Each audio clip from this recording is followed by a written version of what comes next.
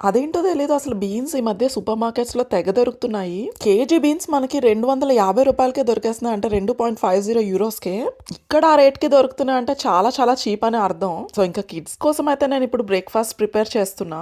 రోటీతో ఇలాంటి mixed vegetable fry combination అయితే మా వాళ్ళకి చాలా చాలా ఇష్టం. బయట ఎంత చలి ఉందంటే అన్ని షట్టర్లు వేసేసినా సరే అసలు ఇంట్లో స్వెటర్ వేసుకోకుండా ఉండలేకపోయినంత చలి ఉంది. ఈ వింటర్ కాస్తంత భయంకరంగా ఉండబోతుందని అయితే నాకు అర్థమైపోయింది. బయట ఉన్న చలికి మా వాళ్ళిద్దరిని స్కూల్‌కి దిగబెట్టేసి మంచిగా దుప్పటి కప్పుకొని మంచం మీద అయితే పడుకోవాలనిపిస్తుంది.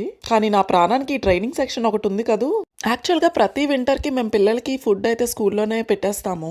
కానీ ఈసారి ఎందుకో నాకైతే పెట్టాలనిపించలేదు. సో నేనే కుక్ చేసి వాళ్ళకి క్యారేజ్ అయితే కడుతున్నా. ఎలాగో అక్కడ పెట్టిన అవే బంగాళదుంపలు కదా, అదేదో మనమే వండేస్తే పోయే అనిపిస్తుంది.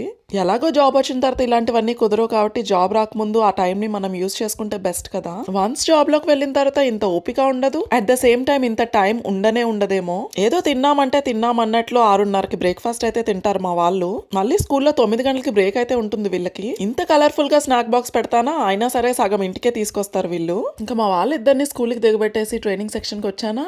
లోపల ఫుడ్ తినడానికి ఇలా సెపరేట్ గా ఒక సెక్షన్ ఉంటుంది మాకు. మా ఫ్రెండ్ బర్త్డే అయితే ఉంది, దానికోసమే చిన్న డెకరేషన్ తో పాటు ఫ్రెండ్స్ అందరం ఒక 5 యూరోస్ వేసుకొని ఒక 50 యూరోస్ ఎక్కడైనా ఫ్లెక్సిబుల్ గా షాపింగ్ చేసుకునే కూపన్ అయితే ఇచ్చాం గిఫ్ట్ కింద.